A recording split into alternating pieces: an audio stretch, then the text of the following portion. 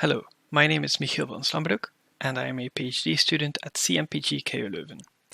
I will talk about force inference in the C. elegans embryo and how we can do this using biophysical simulations. First, I want to highlight the relation between force generation and cell shape.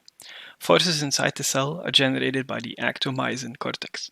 Contractility causes cortical tension and cell division. Anchor proteins to this cortex generate adhesion, and pushing forces cause protrusions.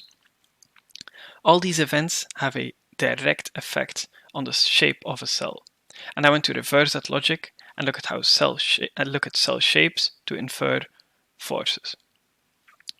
Luckily, we already have accurate cell shape data available because of 4D confocal microscopy and a custom segmentation pipeline.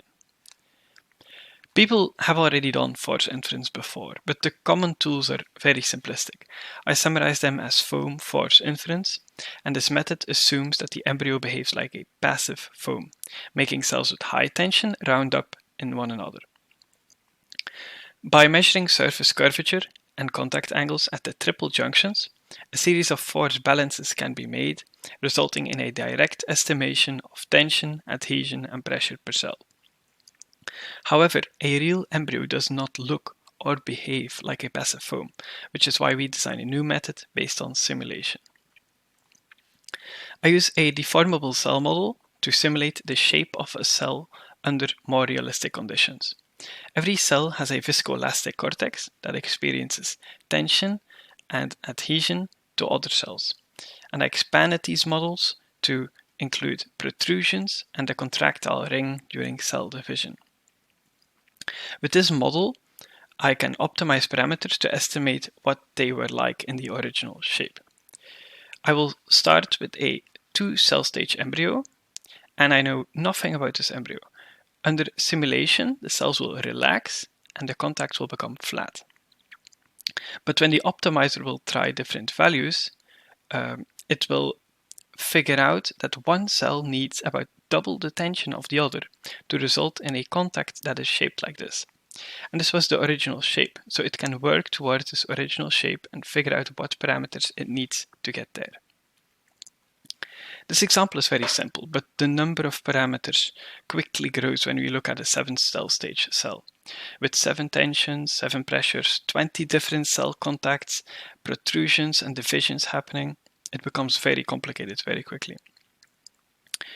So, we used synthetic embryos to test the performance of both of these methods for force inference. When we try simple foam-like examples, we see that both are very accurate in their inferences.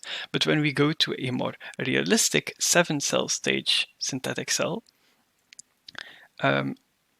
which experiences local forces and compression and all things a real embryo, we think, experiences, the foam-based model really falls behind the simulations.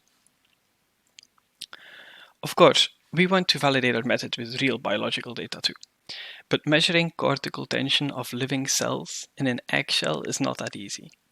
Most methods simply need contact with the cell, and we cannot provide that. So we chose for cortical laser ablations, where a laser cuts the cortex and we measure the recoil movement. This movement follows an exponential curve, of which the initial velocity is related to the cell's tension. And when we compare the measured tensions in the 7-cell stage to what we found through simulations, we find a significant correlation, validating our method. Next, we applied our simulation-based methods to a lot of development time lapses to see how cell properties vary over time. The first graph you see depicts the cortical tension from the zygote stage to the 8-cell stage. We observe that the tension distribution varies wildly. Cells reach their peak during mitotic rounding, right before cell division. There's also a trend of the lineage, where the anterior cells, starting with AB, average on a higher tension than the posterior lineage. We also compared the force inference to protein concentrations and found some associations. E-cadherin, which is thought to be the main driver for cell-to-cell adhesions at this stage, actually has a significant correlation with the adhesions that we found. Meanwhile, the average tension also had a good correlation with the actin signal, showing how a thicker cortex generates more contractility. I have shown that we can use this pipeline to characterize morphogenesis of C. elegans over time, and in the future we also want to use it to analyze the effects of knockouts on force generation and also make more in-depth protein associations. Thank you for your time.